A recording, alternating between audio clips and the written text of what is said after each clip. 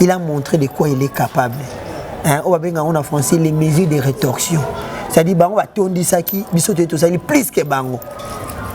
On a sima podium, bah image a sima podium, bah non le gars mona. C'est bah le sima podium exact, bah tout ça. Tu l'as dit, bah on va monter plein. Moi je te dis, toi et moi tu fais na sima, on a notre na sima podium.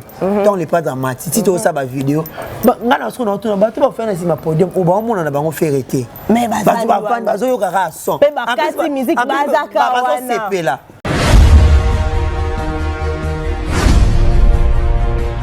La Bible dit ata mokil mo meboyo.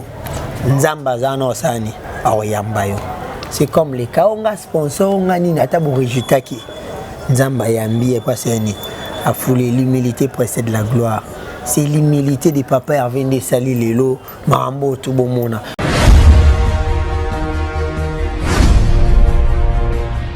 Peki les cas qui bino. Hein? Ouais manani. Ah, kasi yo ngita biba warrior ma peki les cas qui non soka biso. La minute en tout cas tout le monde en parle. Félicitations, tout le monde en parle, il n'y a rien à dire.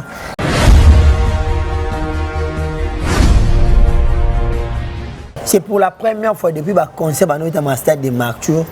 Nous avons héros, nous sommes c'est pour dire qu'il avait reçu son coup. Contrairement à Batumsou, à côté 19h, 20h, 21h, il a respecté son public. Après, si le public est honnête, exactement, le public a depuis 9h, il y a un stade. Il y a pas de monsieur, il y a bon, ouais.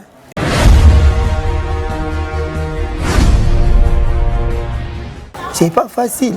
Ce n'est pas facile, ce n'est pas donné à n'importe qui un concert à stade de Martyr. Tu as 12 heures. Au moins, les gens ont détracté, tout le monde va se quel est le côté de suivi pour remarquer que non, faire rigoler, c'est une force. Et puis, c'était un problème clanique. C'est-à-dire que faire rigoler devait sauver l'honneur du clan Wenge. Okay. Parce que le clan Wenge, comme moi, on a critiqué, il peut belé. Héritier va penser qu'il a porté charge à Kouka en côté.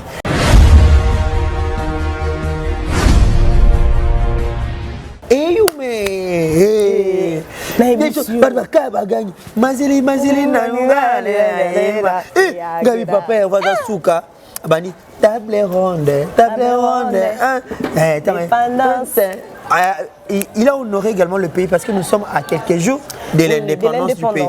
Et puis papa avait eu un système Sorozo ya maman sinisina koseka nasana nani lingo apayim papa c'est bon vinga sur place abeti beloko zaiko nezani bolingo nanga boyo kandenge na kolela muvae na kotambola kisasa papa Hervé.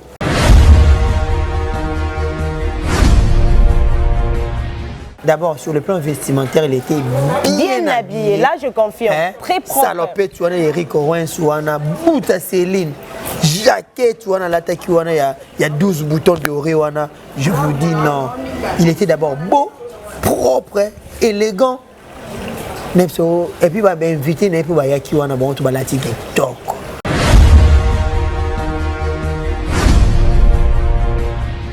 Quand le même d'Atuana, concert est belé. On ne peut pas passer comme ça sans pour autant parler sur le concert. Il y a Didier Lacoste. Oh. Ngandou. Il y a pas comme musée, au bloc à musée. Nin. Kassit. Tozo lobela a des concerts au belé. Image à concert. Oui, j'ai les images. Mais monsieur, au bout qui coûte au côté un doute que non, voilà, à côté billet, n'a pas bien côté le jour J, ça qui paye 5 000. Il y a côté bien mettre mon continue à 3 000, mais il y a côté ici à 5 000.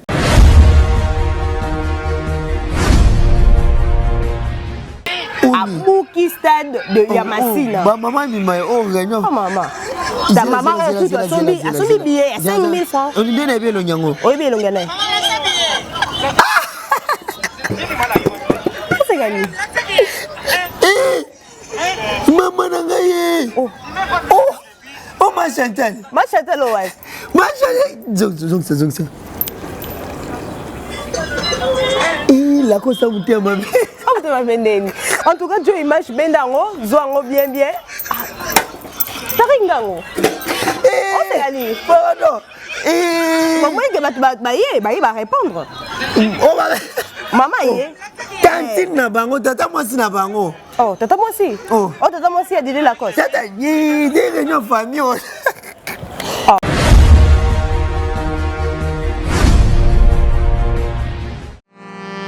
C&C Service Fret. Pour envoyer vos colis à Kinshasa, Matadi a un prix défiant toute concurrence. Une seule agence maritime, C&C Service Fret. En France, 23 rue Anatole France, 94 400 Vitry-sur-Seine. Référence SK Exotique. À Kinshasa, immeuble Beaumaillé Musique, 2 rue des Avocats, Limité, 1er rue, Funa. Référence en face de l'église du pasteur Wallo. Les départs se font 2 fois par mois par container. Paris, Kinshasa, Paris, Matadi. L'enlèvement se fait à votre domicile en France. C&C Service Fret. Au Tirtembe, au Moniango.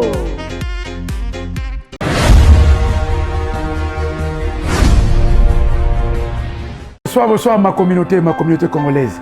Ah ouais, ça pas na bino.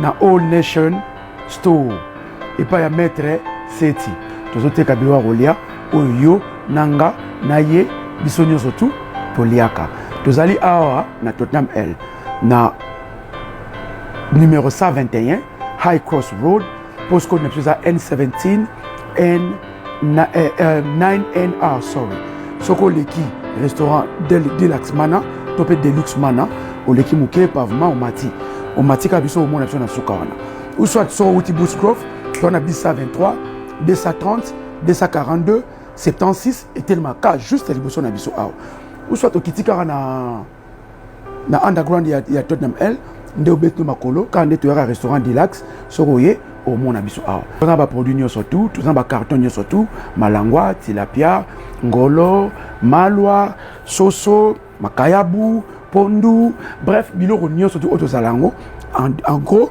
comme en détail ezali. Puis vendredi, bandeko tout oba musulman. So bosi si mosquée, tozala fongoma ti souka, ti retard, ti ba 22h, ti ba 23h. Dimanche, bandeko na so ba Christo, de ba chrétien, toza awawa. Boya pe bino, toza zela bino, so bosi si ba church, parking is free, boya, bosali shopping na bino, toza wa ti lisusu 22h. Delivery et ça, un link qui m'a toujours cher. Sur le link en haut, au cliquer, au côté de Nakati, ma produit dans les Ankati, fil à basket nayo, et puis au checkout, quand link tout ça là na Amazon, na Ticketmax, na Nyo surtout quand tout ça là, au Sami, on a tout ça deux options, tout ça en delivery, tout ça na pick-up.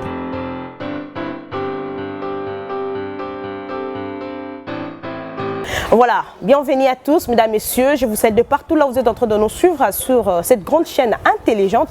Tonton Promo Bongalodia TV, c'est un plaisir pour moi, votre humble servante Marvin Camps, l'étoile brillante de la presse congolaise. En tout cas, j'ai le réel plaisir. Yaboye Salamate, représenter les binos, analyse à l'élo. Je ne serai pas seule, vous savez bien qu'on a toujours eu un duo d'enfer. Il s'agit bel et bien de mon confrère Tariq Ngangou, journaliste en Zambie. En tout cas, c'est avec lui, on va essayer un peu de parler sur question d'actualité. Après le concert Oyo Ezalaki événementiel, on peut dire ça, inattendu, mais qui a été réussite totale. On peut dire que ça pour l'instant, ainsi qu'avec mon invité du jour, on va essayer un peu de parler sur ça. On va essayer un peu de parler comme ça sur Inosbi, concernant Athénaki, na couleur café, na Bruxelles, oh wapi, l'artiste musicien Inosbi, après Staki, tout le monde qui est présence, il y a Rebochilo, Otozela qui est na stade de Martyr, malheureusement, à en Europe, avec son compère, on peut dire ça, Innocent Baloumé, où il y a qui est un grand concert, il y a Bruxelles. Pourquoi pas aussi dire par rapport, il y a live, il y a concert, il y a Didier Lacoste. Oui, c'était Nakiwapi, na terrain municipal, il y a Massina, en tout cas avec beaucoup Balobaranine. Topé Sabino en exclusivité, image, déroulement, il y a concert, il y a Didier Lacoste, Muketonga, Nakatia, Massina, terrain municipal tombé. Et pourquoi pas aussi dire de l'unique que le seul au Batunyoso basé à Kosepela Langonga au Balobi retour il y a musique parce que oh ya yeza ko buka qui stade de martyr Ferregola, le padre et Papa Hervé. On va essayer un peu de parler sur ce plateau à propos de ces actualités côté Roga Roga. Félicitations à vous l'artiste musicien. Na côté à Brazzaville, na Massamba débat, à Beta qui concerne tout le monde équipé. Beaucoup de monde au bas répondant qui est présent lors de son concert live. Alors sans plus tarder, je vais comme ça introduire mon invité du jour. Il s'agit bel et bien de journaliste Nzambe, Tariq Ngangu. Bienvenue sur ces missions, sur ce plateau. Oui, non, c'est la maca si vous voulez. Ferré, bétail, taureau, les plus grands sapeurs de tous les temps. Mouzé Kinding. L'homme du moment. L'homme du moment. Sans sponsor. Sans sponsor. Il y a l'équipe à sponsor tout. Mouzé Kinding ou l'équipe à moi. Venez acheter les billets. Ah, lors du carnaval. Vente mobile. Vente mobile. Très bien. Ciao. Bango babwaka babillet, bagolo basomba babillet. Dindi mama lobaki na bana nyonso abota basketeur kaka yo. Wana nani? Mama lobaki na bana nyonso abota basketeur kaka yo. Basi muteki badendo. Voilà, merci beaucoup. En tout cas, bienvenue sur ce plateau. On peut s'asseoir. Merci beaucoup. Okay.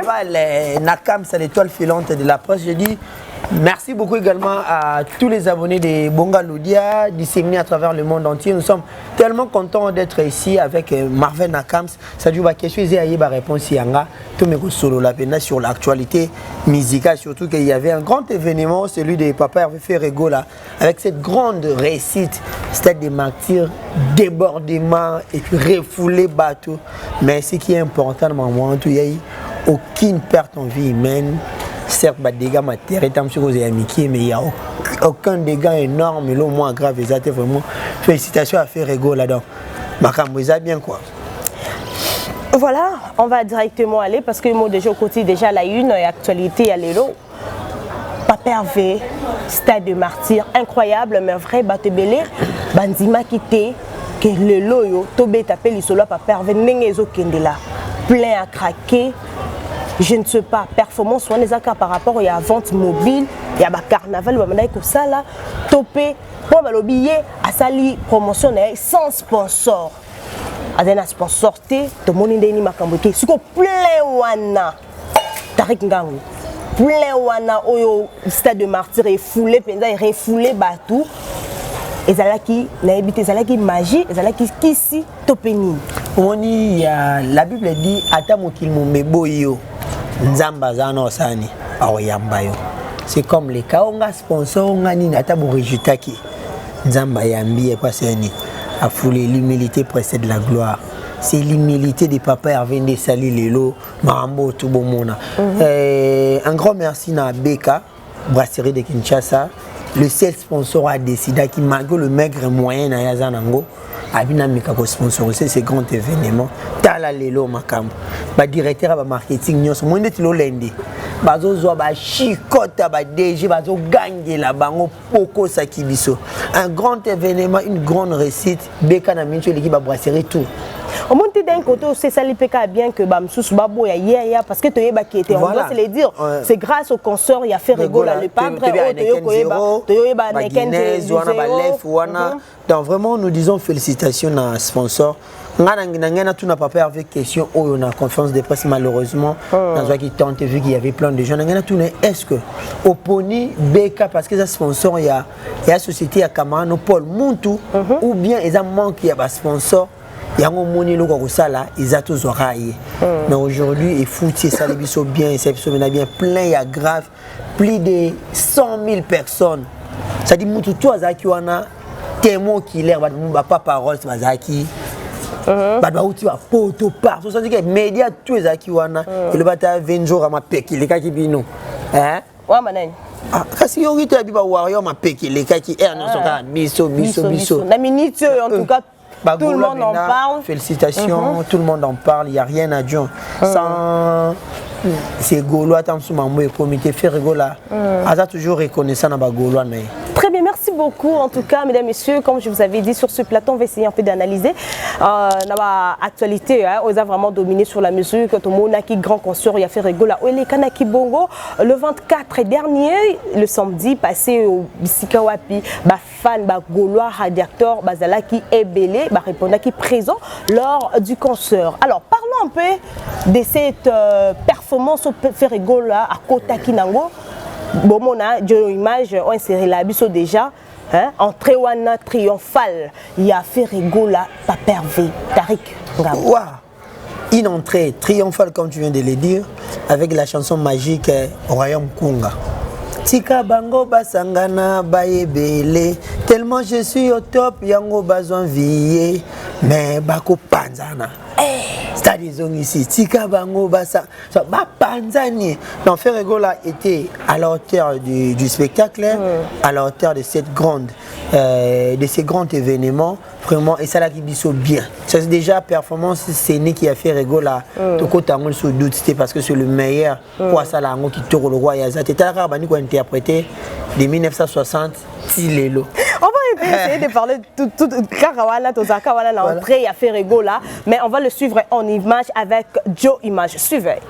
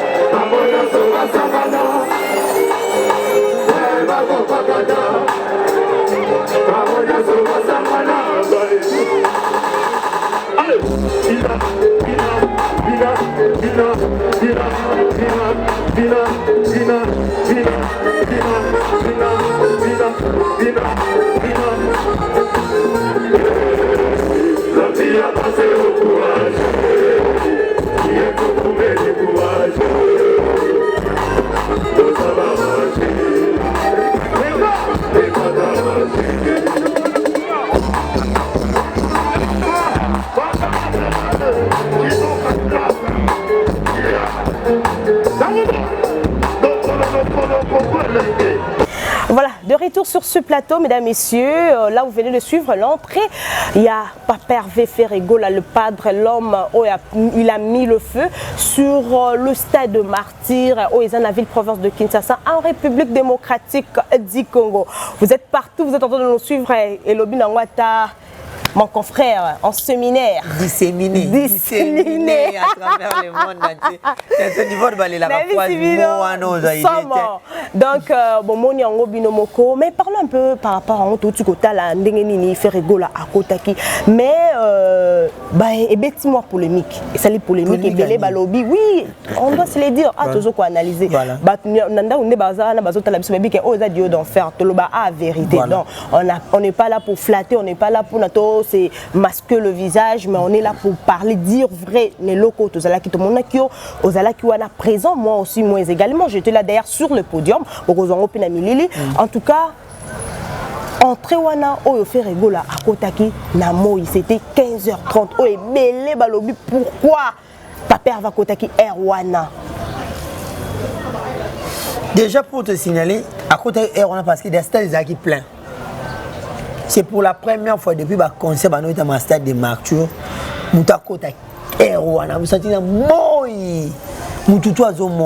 C'est pour dire qu'il avait reçu son coup. Contrairement à à côté 19h, 20h, 21h, Ferrigola il a respecté son public. Après si public n'est honneur, le public a depuis 9h, il a un stade. Il y a des choses qui sont bonnes. Il y a des choses qui sont conseil c'est 19h12. À 19h12, concert est ici. Déjà, nous disons félicitations à Ferrigola kokota concert na moi bon il faut assurer public hein.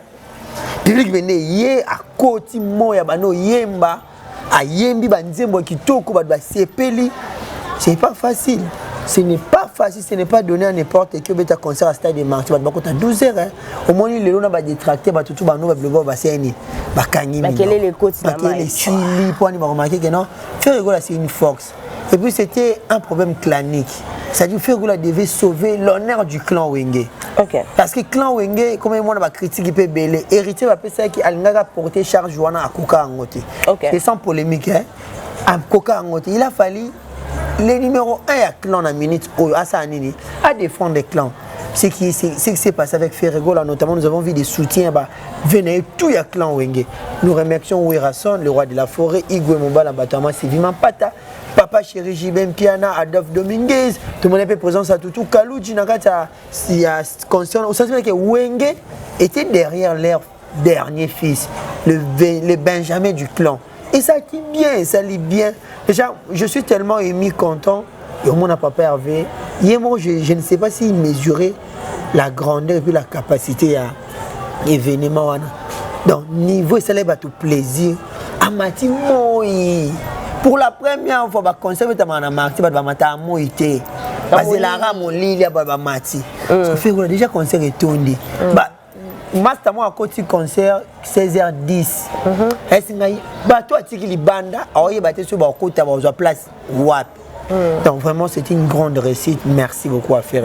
Entrée triomphale avec des très belles chansons, une très belle prestation. Waouh. Nous avons seulement félicité l'artiste et puis nous sommes sûrs et certains qu'il y a des grandes choses qui arrivent et qui vont arriver dans les jours à venir, dans les années prochaines. Donc, on est sûr de l'artiste, on est tellement fiers de lui, les Gaulois sont fiers de toi. Même Papa, toi tu es fier aujourd'hui, Gaulois. Je l'ai toujours été fier et aux ala Gaulois, malgré que je suis professionnel des médias, mais ma position n'a caché que je suis Gaulois. Si on peut savoir pourquoi ces choix-là, parce que tu es Wenge Baza, Warrior Baza, Ngando Pe Bazali. Ngando Baza raté, Ngando Banani. Moi je te parle de ton choix. Bon, en fait, c'est un choix naturel. J'ai aimé faire rigoler d'une manière naturelle. Hein?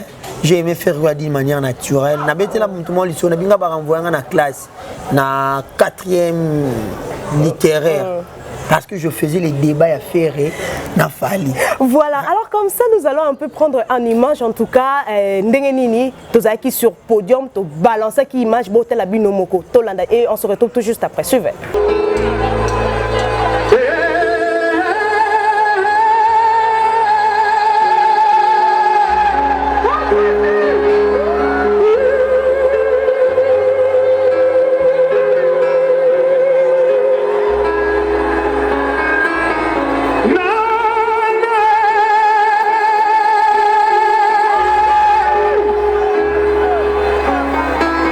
Voilà, là vous venez de suivre Nengeni Nibisomo Tozala qui wana Bonga Loudia TV Tonton Promo présenté par Tobengalo numéro 1, le réalisateur éternel de cette grande chaîne, Jojo Image Djongoy, Dior Ngoy, Djilebalouba, Djongo, Jojo. Voilà, il était là en tout cas.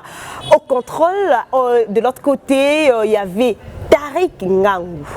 Journaliste Nzambe otozane na plateau pe bo moninga moko na bitenga mona milobela to pe bo mona kana milini bino mo monika nga monde na lancer il y avait également Lotus Design azende musique nga mona kete azai côté ni elle était là toi tu l'avais vu na batch yani il y a presse la compte il y a Bonga Loudia TV tonton promo makamo luka aussi ça mais on a mon qui était en tout cas on a qui était on a Djongo et c'est les gars qui ont trop les gars là trop tala la zali ko la podium mais il fallait mon abi non nyonso net yo na mona que na moni Djongo non cet homme s'il faut vraiment Christian Mbele Jo là tellement combien oye kolo basket il faut tindre le penza ta cadeau parce que nègre musalo sali ngala le blajo image ngala le melote directement 42 Jo zo basket nanga mo 42 hein kamena lula nanga basket la di fumu mokonza lost 42 ba puma na ba Adidas sabwe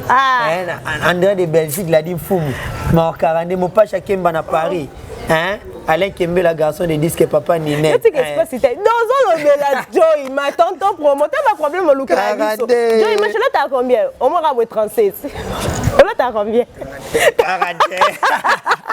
Voilà, c'était comme ça une façon de vous donner encore la gaieté dans vos maisons, le bon humeur. Tu sais, biso so tozala liboso na bino pour nous vraiment qu'on partage les bino et sengo.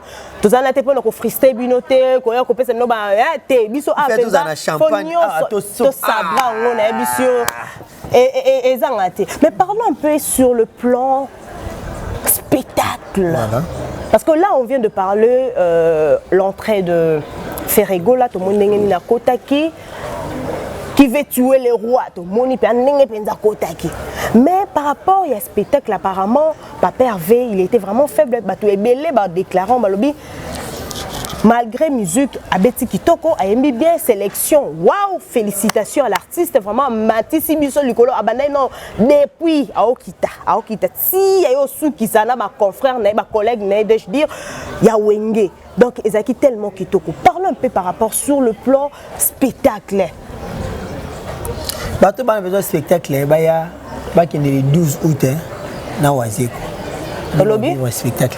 Papa Hervé n'est pas vraiment fan de spectacle, il y a des chanteurs, Mouyembi. Spectacle est accompagné. Mais son spectacle. Mais Tariq, parce que lui, c'est un grand... Oui, s'il te plaît, narration un peu maloba. Quand tu dis que non, Ferrego là, a vraiment été plus spectacle, là tu veux dire quoi? Parce que livrer grand concert, on s'attend à tout. Niveau chant, niveau spectacle, niveau niveau et tout. Spectacle les mais tu sentais que spectacle était? Spectacle les alaki. Mais vous avez le roi Batunio Soni Bazarabaza. Moi, nous sommes dans un point fort. Toi, tu as un point fort sur le plan d'analyse personnelle. Tu as un point fort sur Boye.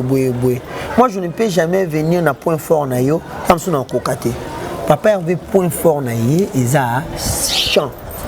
Démonstration à chant. C'est les points forts à Papa Hervé. Bah tout ça point fort dans le spectacle. Mais si tu dois retarder un spectacle tu dois retarder moyen devant plus de 80 000 personnes, de 100 000 personnes. C'était ça le but c'est de la main au moins les spectacles les acquis on a bana ina bazaki on a danseurs il y a na bossa na groupe ba pétan il y a combat groupe na bango ils ont accompagné tango yimba nga ngana ye tambe yo moko yebi tango pandi ba on ba seni ba koué tu vois maman qui n'a bon papa va trop plus focalisé sur le plan chant mais le spectacle c'était tellement bien et bateau asiaki spectacle ba mona ki wa romona mais performance née sur le plan artistique il y a chant wana ndeko yate sélection wana Tariq Nganguto ntoye bana ba téléspectateurs na buso sélection wana ezalaki déjà topé ba pesa ki ngo ala yi non ba pesa non un grand concert comme celui-là à préparer à Nyos oui dans la salle journalisme il y a une citation moto ba journalisme la meilleure improvisation ça se prépare. Je dis pas ça qui ont la ligne que tout a été préparé. À préparer tant et puis que banana grand calais table ronde tu es Sorozo Taboulay tu es Franco Pepe Calais King Kester Kofi Olomide Redi Amisi voire même Abeti Masikini Mbiliabel et Yume Mazili na ngale Gabi papa va dans souka bani table ronde il a honoré également le pays parce que nous sommes à quelques jours de l'indépendance du pays et puis papa avait eu un système Sorozo ya maman sinisinga koseka nasana nani lingo apa yim papa place bominga sur place abeti beloko zaiko nezani bolingo nanga boyoka ndenge nakolela mumbae nakotambola kisasa papa Hervé ayesko obeta ba venir à Wenge les Benjamin du clan j'aime mon clan tanga beti penda abani na voyage okuta nzembo papa Chira bi waouh et puis Kofi Olomide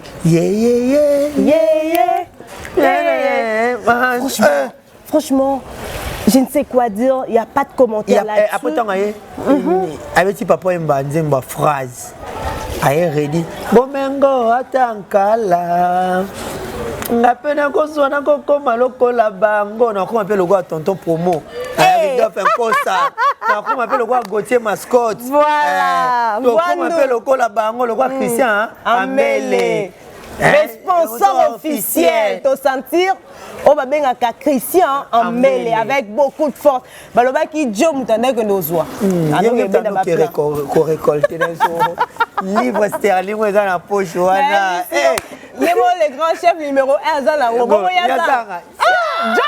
non vraiment c'était tellement bien apa beti king question solo ba komi ko tuna min call na kama papa va une forme question vraiment fanatique akati papa avait singlé te balobe ala attaquer la masse singlé ko toboka oh na bisa yo sentiment le ki nyo surtout so ba arriver ba image ba monaka ba mettre la sécurité tout le monde ba okima ba mbang po ba sani ba kanga ba fanatique bazaki émotionnel à niveau nyo surtout timo ka kanye bena awa akati singlé ezenda kataki oui tant ba bendie tant va mettre ba yé déjà ba détracteur akati c'est bien pourquoi dire na moni ba chef photo ngona ba faire rigolo alati ba singlé toboka ndalati ba Céline alati ba Rick Owens hein d'abord sur le plan vestimentaire il était bien habillé là je confirme très propre salopette tu vois Eric Owens wana buta Céline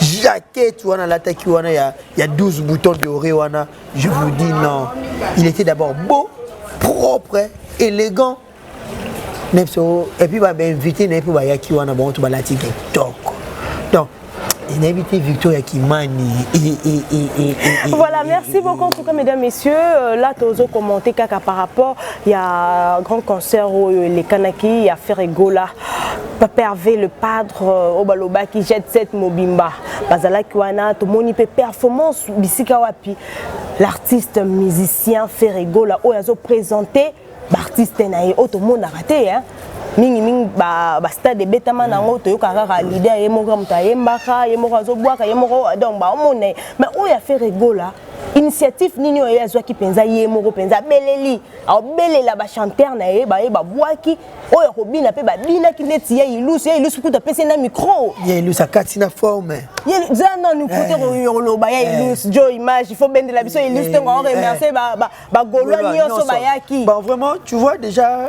Ferregola vient de l'école ya Werason Ferregola benaza mwana nkoy ne bala mwana nkoy très bien il vient de l'école de Werason soldandi martyr ya Wera ya 2003 abando présenter bango nyonso et ba tant présenter faire avec Ferrené abi les premiers de la classe invité la coste il est premier de la classe à premier fils na wino wela kona ndele kamni donc c'est-à-dire idéologie ya Werason ya ngo faire ça guinine ayenango a présenter Yamado Buffalo en direct de Chicago Chicago pas Bini a présenté Sia il y a Ilous by Igor Lubasa tout le monde spectacle ne qui vraiment à papo yo akabola rager on est non 8 en match mais 8 ballons tu es pas ne ça ni on pesa 8 na 10 on pesa ba ballon meneur de jeu dans ligne pas lipa bana ba artiste pe ça ni ba lipa mutono surtout ça ni alia et ça la bien vraiment non il va tenir on remercier papa Hervé félicitations à lui merci beaucoup il a montré de quoi il est capable on va bien on a français les mesures de rétorsion c'est-à-dire bango va tondi saki biso to ça plus que bango on a sima podium ba image sima podium ba no luka ba mona te ba sima podium ezate ba tondi saki te bango ba moni plein moi je te dis toi et moi to fani na sima ngana to na sima podium donc les pas dramatique si to ça ba vidéo ba ngana so na to ba to ba faire na sima podium o ba mona na bango ferreté mais ba fan ba zo yo kaka son pe ba kasi musique bazaka wana pour te na sima Maria pendant qu'on t'a marqué quoi pour te dire que notre papa Hervé il a été à la hauteur de ces grands événements vraiment félicitations à lui et puis n'oublions pas de féliciter toute l'équipe organisationnelle qui se sont bâtis et corps et âme c'est un travail de longue haleine les bureaux de papa Hervé nous la presse mais également beaucoup disent que bureau ya papa Hervé bah ça la comme ça la bien té mais oyo to boy ba frère oh bah ça les luana na habité ba changer qui ba tout ça le même bureau oyo yemoko grand frère à loba or ligo la bureau ferré ezaki to côté ezaka ba travail qui ba misusu ba changer le même bureau ka ba critiquera bango ba ça musala DG Blaise Polo Pichu Botoko, Dimersi Ngada, Laura Tendance, Tracy Eleza, Guilhem Avakala, Trésor Congolo, Bango Nyos, en tout cas Bangwana. Et puis les managers Christian Ngani, Moutoumsou Sasikabak, Samakiwana, Azate. Kaka Bango Afinga. Donc pour dire que certaines personnes disent des critiques sans pour autant entrer na fin fond à l'ikamoye, qu'est-ce qui ne va pas. Certains na TV, surtout qu'aujourd'hui nous sommes à l'ère de la numérique, tout le monde se permet de dire de n'importe quoi dans les réseaux sociaux parce qu'il y a des gens qui ont azate. Vraiment quand le même bureau et celle Moussala qui toko bongo, tout ça les Moussala où venait et ça les fierté, il y a clan Wenge. Fierté à Papa Hervé, fierté à Kinshasa, fierté à Afrique, il y a le monde entier. Ça libère. Imaginez, je vous signale également que Batami Kilbalandais concert en live streaming. $5. Mais Fiogola a enregistré plus de 30 000 personnes. C'est-à-dire, Azab a bon écoute qui tellement belle. Je parle avec mon papa, papa Tison en direct de la Hollande, dans Amsterdam, où tu as Léli Abi. Faire ça qui est raté mbongo. Abi fallait baya en France, il y a une maison au début il y a internet, vitesse ça manque, il y a négocier na vitesse ça manque pour permettre au monde entier ça ni. Mais rien n'est tard, vaut mieux 1 que 0. Au papa va cotiser qui sont imagine déjà 5 fois plus de 30 000 dans même ça ce n'est pas du n'importe et ils ont inquiété. Félicitations à Ferrego là, équipe Nyon surtout vraiment on y batté. Je remercie l'équipe Ndeni. Surtout, il y a un accompagnement à sa père. Musique Indingo, l'homme du moment. Plus que sponsor. Plus que sponsor. Plus que sponsor. À Sali Boulot, mon boy. Oh, 50 managers. Ça, la coquille pété, mais il y a CNI. À Sali, oh, ça ici, Onja. Oh, bah, en tout. Est-ce qu'il y a Sali à Moyemoko? Allez-y comprendre. Vraiment, nous disons merci beaucoup à Papa Hervé, équipe organisationnelle. Également, je voulais également remercier l'équipe à communication. Laura Tendance, vraiment merci beaucoup à vous maman, également à toi également Marvel. Merci. J'étais là au four et au moulin. Ngamoro, je me n'appelle ma félicitation à Ngamoro. Na équipe mobimba ba Gouvle Gaulois, ba Fiston Fra, ba Bogard de la presse, ba Nomi Yaba, ba Yampaka, ba tout ba no bunda. C'est un travail de longue haleine. Ah ouais. Et bani depuis le mois de décembre, le jour où faire avant annoncer que je serai au stade des martyrs l'été prochain. Donc bah tout va notre travail tala lelo. Tala lelo na ici que semaine auto banda tam son papa avoir yamba biso.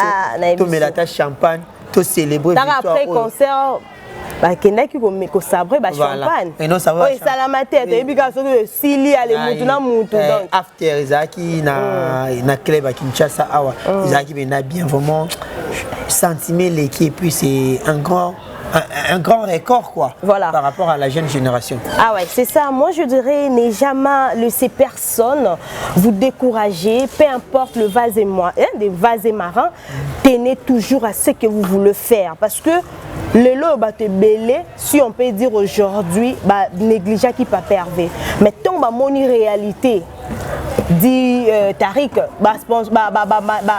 manager, marketing, faut pas longo là-bas parce que beaucoup de gens, beaucoup de monde banzima qui te que faire rigolo là à retourner ça à rebêter ta musique naïe. Voilà pourquoi je dis aujourd'hui, tenez toujours à ce que vous voulez faire, tenez toujours dans un objectif, ne pas la rater que non un tel ou azala na 1000. Pour monsieur nous qu'on se poser question qu'on tourner à rond exact juste faire rigolo là à rebêter stade des martyrs banani ba sponsor to mona ki ka sponsor moko beka na costa couleur ka costa couleur ta accompagner ya kuna suka ouais na suka mais to yebi tomba concert ebele beta maka au mona pe ba sponsor bazo ko accompagner artiste mais yé comme si ba te belé pesa ba boya qui concerne en tout cas ya no bitene bon nega IDP c'est ba teno bon l'IDPS vaincra. Voilà.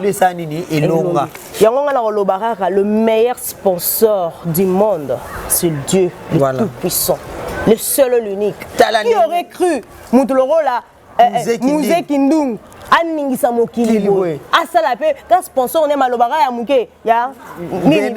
Venez acheter les billets, venez acheter les billets. Cha. Bagola va somba va billet. Ciao. Deux fois té. Maman Lobaki. Na bana nyo sabota basketeur kaka yo. Monte ki ba dendo. vu le combat et à faire rigoler. Voilà. Et ça vraiment un plaisir pour nous de voir cette grande réussite de Papa Hervé. Nous, Bonga Loudia, Tonton Promo, nous vous souhaitons vraiment n'habiter. Hein. Beaucoup le meilleur. Ah, n'habiter. Mais sincères félicitations à vous, Papa Hervé. En tout cas, Mokile Ndimi, mais au solo là qui kitoko. Sur tout le plan, en tout cas, bravo. Mais sincères félicitations. Alors. Et Marvel, je voulais également ajouter une chose. Ouais, je sais que ça, c'est un message que je donne au bureau, il y a Papa Hervé. Ferregola doit capitaliser cette réussite. Comment je dis il doit capitaliser cette réussite? L'artiste ne doit pas rester mou. Il va tout Ferregola timide. Non. Cette fois-ci, l'artiste est revenu à la hauteur. C'est-à-dire, il faut capitaliser le locaux et quitter les sous-soutés. Déjà, je sais que l'année prochaine, tu as un accord Arena. Très bien. Ouais. Il faut capitaliser, il faut affronter les grands défis. Accord Arena, pas accord Arena, tournée européenne, monnaie américaine. Non, il faut capitaliser, s'il vous plaît. Bateau, il y a Papa Hervé. Beaucoup, mais ça va un message. Mais sinon, tu sentais qu'il vraiment sur sa responsabilité, il y a Papa Hervé sur le podium. Voilà. Comment il était vraiment ambitieux, charisme, Kinango, performance, Kinango. Niveau bana poto, un concert. Il faut accepter l'homme à son époque, hein, car l'ingratitude est condamnable. Martin Semasinda et la man et la maman na poto ya tongo babi ezaki dégâts. Il fait bon autorité naturelle, Nechapindi, Yannick Kayenga, la mon invisible, bango tout bazaki ou nous senti que non. Bernie c'est mbumbu bazaki wana en direct de Paris. Oyebi et là vraiment auto koko sur la sukoyo komona bana wenge basangani pona koya vraiment ko soutenir l'artiste na bango moko na bango collègue na bango frère na bango na concert na yaya na bango leki na bango. Voilà tout monde qui présence ya c'est le scram oya kota ki malama na makam. Moi no bandi mabe, moi no subeli courant. Il faut aussi également la présence, il y a Prince d'Angola. On a senti le show sur le podium. Tout le monde qui peut nini miel de son. Miel de son. Ce que le bon mec n'a jamais entendu qui n'a crié. Oh, mon papa va l'obina lingara tango mata tango kenda. Moi les padres, mon ami de longue date. Moi est-ce que vous Razaki? Il était content. Il était content, fier de lui.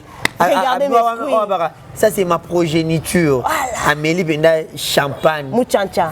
Mais on doit aussi signaler que d'un côté il y a Papa. Ouais, Papa, le roi de la forêt, biscuit payé pas qu'il qui fêter na pêcheur parce que ça qui journée mondiale, il y a poisson, il y a poisson. Voilà. Alors, tout le monde qui va faire, excusez-moi, Werason Makanda, qui peut fêter Naba Pêcheur, tout le monde est plein à craquer. Vous allez le suivre en intégralité sur Bonga Loudia TV, en accord avec Joe Image. Et on se retrouve tout juste après. Suivez.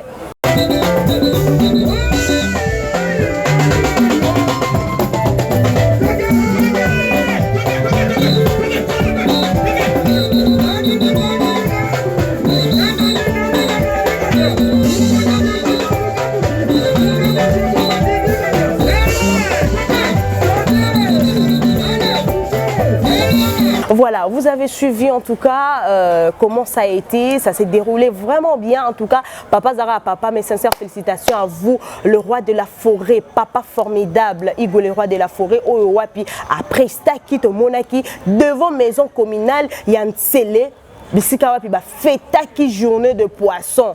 Naba pêcheur. En tout cas, bravo à vous, Bana Wenge. Vous êtes toujours au top. Bolandaka lokolo ya papa. En tout cas, gros bisous à vous. Tout mon équipe présence. Bon, il y a Biro Mobimbezala qui cordon de cordon. Il était là. Papim Voula. Tout mon équipe Fabrice. Il était là. Matanda. Mais sincères félicitations à vous. Tout mon équipe sous en image. Oh, il y a Simbela qui est en Openza. Il y a qui Bongo. Joe, John et Ninja. Toujours près du président, le roi des rois, Igo le roi de la forêt. Merci beaucoup en tout cas. Parlons un peu sur scène, tout le monde qui a pu Nia de son, Ebolotin, Fabrigaz, c'était qui encore? Prince d'Angola. Non, Prince d'Angola, t'es une équipe qui au nombre de 5. AJJ, voilà. C'est le scram également. C'est le scram. Tutu Kalouji. C'est là qu'on est ensemble. Ils ont une phrase, moi, Sananga, Gouvle Gola, le Barabara. wenge za dynamique. C'est-à-dire on est tombé bani les lobi to sani tout solo là. Wenge bakangila tema libela te wenge za dynamique c'est un grand plaisir comme on a bana surtout ya wenge va se réunir autour ya Ferrego là pour ces grands événements. Nebe Ferrego la santi subana wenge na autour ya album na Dynasty volume 2. Vraiment je te dis j'avais du bon tema venait d'aki en sengo na niveau moko va aider. Dans ton nom qui me donnera Fabre Gazayimbi, je me rappelle encore les bandes de la love yo ma conseil bobo yanga ye senti Ayimbi ma beaucoup pamba miel de soin yimbi 100 kilos et volontaire yimbi ajanya yimbi tout kaluja abwaki unjona tapele mema les style to mi senti na ke wenge na invité Joana et ça lit bien vraiment merci beaucoup na bande on surtout à Wenge parce qu'il y a un stade de mature et ça lit plaisir il y a trop Lumumba à l'international papa na Miguel Lumumba en direct de quelque part Chadar Miguel V chinois pour vivre en bino ota on live streaming et ça lit kitoko on a invité tout le banini plaisir à trop plaisir il y a trop Steven Doka en direct de l'Italie Bambote Nayo Jojo Diams les Warriors Andimi Abitari qui wow c'est du wow très bien. Parlons un peu de cet enfant là bébé de Brazza a gagné Jeep non a zongi lelo na Jeep naye na kata Brazzaville. Bébé de Brazza c'est une fille courageuse tant mon na moi na bébé de Brazza na remexaka bato ba pesa chance na moi na abima Nancy, Naomi, Yaba, ça les nécessaire que Mokile Yeba bébé de Brazza interprète Bandim va faire le roi Vita Imana. Ce que nous SCP 5 ans lobaki ABC papa Hervé Nicolas podium tout ça kana moi habito sakana moi mon qui na nostalgie. Oh ya yona papa héritier watana. Il s'est plaisir vraiment. Ayimbi regarde-moi. Ayimbi 100 kilos. Ayimbi regarde-moi Ayimbi Vita Imana. C'est un grand plaisir. Et puis, concours à Moutouka, c'est la qui aurait cru. Et en plus, il faut dire que votre les Kanaki, donc, biblique, Nemoutou, va voter. En plus, cela montre également que la RDC et la République du Congo, Kinshasa, Brazza, tous en boca. La polémique, ce n'est pas la polémique à la place.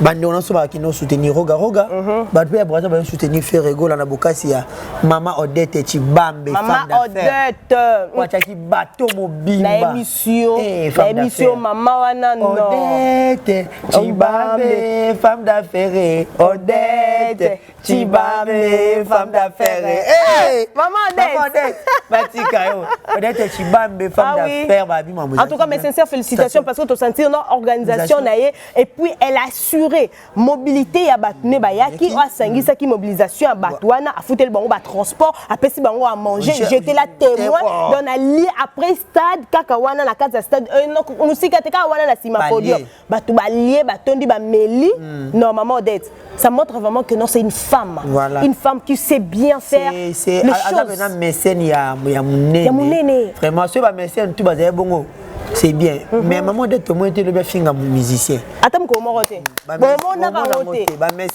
une maman vertueuse polie calme non mouté maman en or maman Odette yo que Lola et bien Lola maman Odette Nzamba Pambola Odette Chibambe femme d'affaires toujours voilà mesdames messieurs quittons un peu sur les concerts il y a Ferrego là Tariq Ngango de Monakipé kaka le même date wana bah concert est belé. On peut pas passer comme ça sans pour autant parler sur le concert. Il y a Didier Lacoste.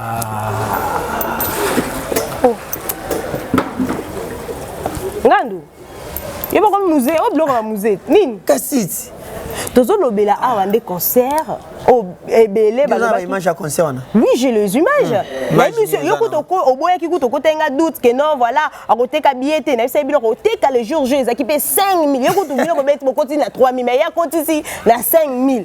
et puis basombi babillet basombi babillet zelanga la qui so image ngana c'est bino dans la coton dans la cool dans la partout bon Loudet TV tous en tendance té biso to sele la promotion il y a d'artistes chaîne d'information générale oui non on n'a pas biso bato a boité en tout cas bozwango petala Didier Lacoste à Bouki Stade de Yamasina. Maman m'a réunion. Maman. Ta maman a tout assombé billet à 5 000 francs. On dit bien le nyango. Oui, bien le gagné. C'est gagné. Maman n'a gagné. Oh, ma Chantal. Ma Chantal, ouais. Ma Chantal. Zonk. La cosa vous t'aime même. En tout cas, tu imagines bien dango, zoango bien. Taringango. Oh c'est allé. Pardon. Comment que va répondre. Maman yé. Tantine na bango, tata moi si na bango. Oh, tata moi si. Oh, tata moi si a dit la cause. Tata yé, des réunions famille. Oh. Takuna kuduna ba chef coutumier ba vandi ku mpanze. Ya ba ko karambula otoni. Olobi? Tone langa mbule sunde. Il a que ça mutema be. Au concert na ye. Concert a Didier Lacoste. En tout cas, bino pe bozana ndak fo bolanda ngo jo image tolanda.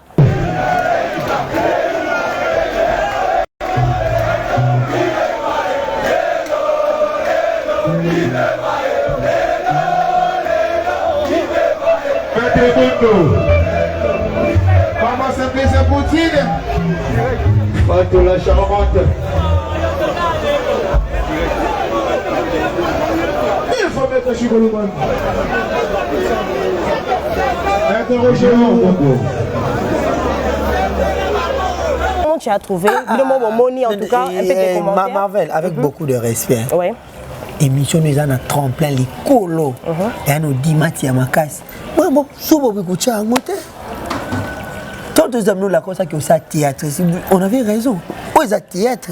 Comment ça, théâtre? Oh, on y a l'exhibition. Maman, mi bimba, bon, on va tirer ma maman, on doit faire un ndaku. On est parti politique, ça va pas. Bien peut-être mon dembélé ba jeune, Didier Lacoste tellement à bêta musique qui toko c'est ça vraiment bala mokili, bala moka, maman papa on a 76 ans. Ayo soutenir moi Didier Lacoste. C'est bon c'est quoi? Moi des dans parti politique, moi réunion parti politique va juste 5 000. Il n'a pas ça. Ah baba que ça coquille ça va député Bandundu. Dis pas ça qui réunion. La cause ça putain ma vie non. Biso batabandundu tozara bien. Na comprendre loko babindo babaki biso tout batabandundu mais motema mabe Didier Lacoste et comme on les cas ils arrêtent bon qu'on fixe sur batabandundu. Ah non. En tout cas mesdames messieurs là c'est ça. Ça n'engage que l'auteur, en tout cas, Borolandango Lisusu, Nengenini, concerne Bino monité bisika nini ba filmer ndenge bato ba ko ta ba pesa ba. Oh, yo monyote. Mais ba filmer par moko. Moni ordre ba sali mulongo. Ba ya pe moko. Baba ya so 10 personnes à femme. Jo image, balancer image il y a concert, il y a Didier Lacoste et on se retrouve tout juste après pour clôturer l'émission. Ministre des Arts Mwinda to yeba ndenge baza ebele. Yango les amis. Mwinda zati ministre des Arts Mwinda. Ah. Ministre des Arts courage. Groupe Zarati, vérité qui a dit school allez qui sous une émission à moi c'est que la tata a fait les vidéos té. T'as la montée ma bé à Lacoste. Lacoste, je regrette beaucoup pour lui hein. Je regrette beaucoup il faut azala mon amour ma bé azala tolérant. Hein? Tolérance c'est ça bien. Il faut apprécier l'homme à son époque. Yo tcha libana mudu momba leki na ba maramunyo so. Mais epé simbi. Et c'est bien la milili. Bilili to monde. Il onya malonga to monde. Oh. Voilà, ça n'est fini pour aujourd'hui mesdames messieurs. C'était comme ça un plaisir pour moi de vous présenter cette belle analyse tout ça là qu'avec le duo d'enfer boyebi ceux qui te termine bosso na bino ngai na Tarik Ngangu tout ça là kawana pona ko pesa penza ko décortiquer ma solo ya musique ndenge nini ezoko c'est déroulé. Je crois bien que bisika ozo c'est kanini. C'est que maman on a Xavier. Oh c'est que maman tu peux aller à la qui c'est billet. À la ici que 100 000 billets 5 000 francs. Ma Chantal, bino balobi billet teka miti ba 1000 francs. Ya bato batondaki plein mais bon 5000 yango bazaki na bato penza hein bato bayaki quand même bato bayaki. Comment tu veux ba maman ya bato ndini? Quoi? Je vous dis Jojo, namoni ngando bangando ba répondaki. Ouais bon. Bangando ba répondaki présent en tout cas. C'était un plaisir pour moi ngando s'il faut dire un mot par rapport l'émission à Lelo. Oui, c'est un grand plaisir pour moi. Il y a pour participer à une très belle analyse. Vraiment, je te remercie beaucoup. Je vous en prie. Et bon, au fond, il y a téléphone. Oui, quand moi, téléphone, vient de sonner en autre. Je disais, c'est un grand plaisir pour moi de participer à une émission Oyo. Nous sommes là pour défendre la culture de la République. Donc, on doit contre Moutouté. Tout ça, analyse d'une manière partielle. On sentit que non, d'une manière impartiale plutôt, tout va à la satisfait. Vraiment, nous sommes très contents. Et puis, nous félicitons l'artiste émissien Ferregola. Déjà, je vous annonce Accord Arena 2024 avec Papa Hervé Ferregola. Je le confirme pour moi, Mouizala. Ngamo na confirme ngamo na chambo na Papa Hervé beta Accord Arena. Banana na ndolo. Tomoni pe kuna fali pour beta na ndolo. Ndolo za aérodrome. Et ça ba avion kitara. Concert que ça ni kuna. Il y avait sous camp militaire. Voilà, ça n'est fini pour aujourd'hui. En tout cas, un grand merci à Montréal, internet de cette émission. Dodo Image qui était là au Foulou Moulin, ce Bolandi, Image vraiment, na ebi bino moi mobalo, ebi musala, na ebité, il faut passer ba brassard. Na mon idée, il faut quitter directeur général, bien que ngana vraiment ils la rambutu mbutu mettre on dit parce que Moussalo, Azosala, Ezomona, Nanami Bateau. Un grand merci comme ça à notre chef, Oazalaka, toujours pour la coordination de l'évolution de cette grande chaîne, Tonton Promo Bongaloudia TV. Azoko, tenir toujours et continuer de vous abonner massivement sur cette grande chaîne. Bongaloudia TV, Tonton Promo, Tozawana pour nous informer en temps réel. Biso to bisa bino buzz awele kanarate. Polémique peut être toya kato lobeli to sololi ki toko to pesi bino makamunyo so à la une. C'est vraiment très important de vous abonner, continuer de liker, envoyer vos suggestions, vos critiques, vos remarques, vos félicitations. En tout cas, la bandeko baso c'est la bino musala et ça la kabiso vraiment vrai bien. Ko eba ete bozali wana pona biso bozo landela la biso, bozo tala biso on va mettre penza mobimba. Alors, on peut pas se séparer comme ça. Un petit mot, ceux qui peuvent m'abanguer d'aller au bois qui pour un truc comme ça. Déjà, je signale que le 1er juillet, Papa Hervé Zalana, chapitre Pullman, pour un concert VIP, pour nous poto tout bazar avec Chassa, merci beaucoup à Joe derrière la caméra. Je dis merci à Ridolf Nkosa, Tonton Promo depuis Londres. Sam Koukou le nécessaire en direct de London City, mon vieux.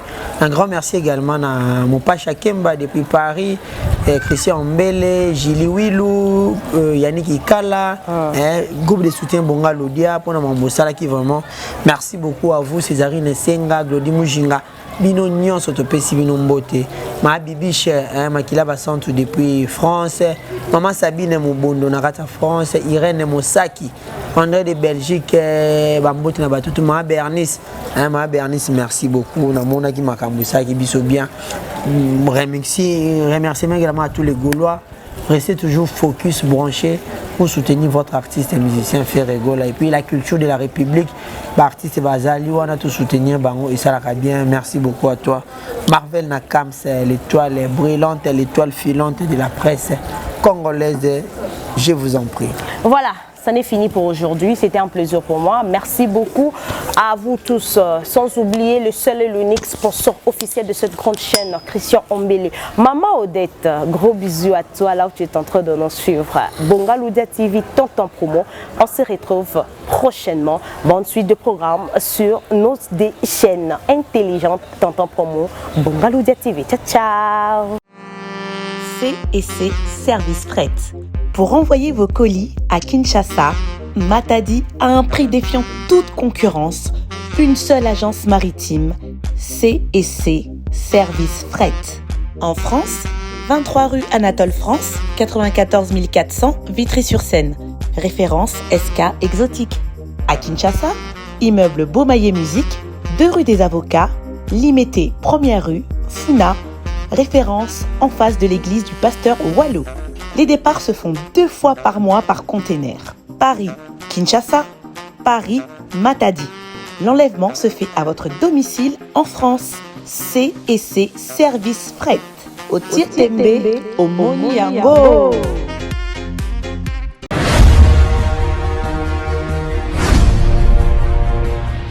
Bonsoir ma communauté congolaise.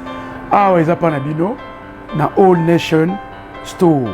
Et pas ya maître Seti. Tozote kabiwa rolia oyo nanga naye bisonyo surtout poliaka. Tozali awa na Tottenham L na numéro 121 High Cross Road, postcode na N17 9NR sorry. Soko leki restaurant Deluxe Mana, topé Deluxe Mana, au leki muke pavement au mati kabiso au mona na sukawana. Ou soit so Wuti Boost Grove, on a bis 123 230 242 76 et tellement cas juste à l'émotion na biso awa. Ou soit au kitika na underground ya Tottenham L, ndeo beto makolo quand on est au restaurant Deluxe soroye au mona biso awa. Tout ça ba produit nyo surtout, tout ça ba carton nyo surtout, malangwa, tilapia, ngolo, malwa, soso, makayabu, pondu, bref, biloko nyo surtout auto salango en gros comme en détail ezali. Puis vendredi, bandeko tout oba musulman. So bo sisi mosquée, tous à fongomati souka, ti retard, ti ba 22h, ti ba 23h. Dimanche, bandeko na so ba Christo, de ba chrétien, tous à awawa. Boya pebino, tous à zela bino, so bo sisi ba church, parking is afri, boya, vous allez shopping na bino, tous à ti lisusu 22h. Delivery, et un link mo beto cher, so rejoindre link ango. Au cliquer au côté na kati ba produit dans surtout les ankati fila basket na yo et puis au check out quand link tout ça là na Amazon na Ticketmax na nyo surtout quand tout ça là au Sami on a tout ça deux options tout ça en delivery tout ça na pick up.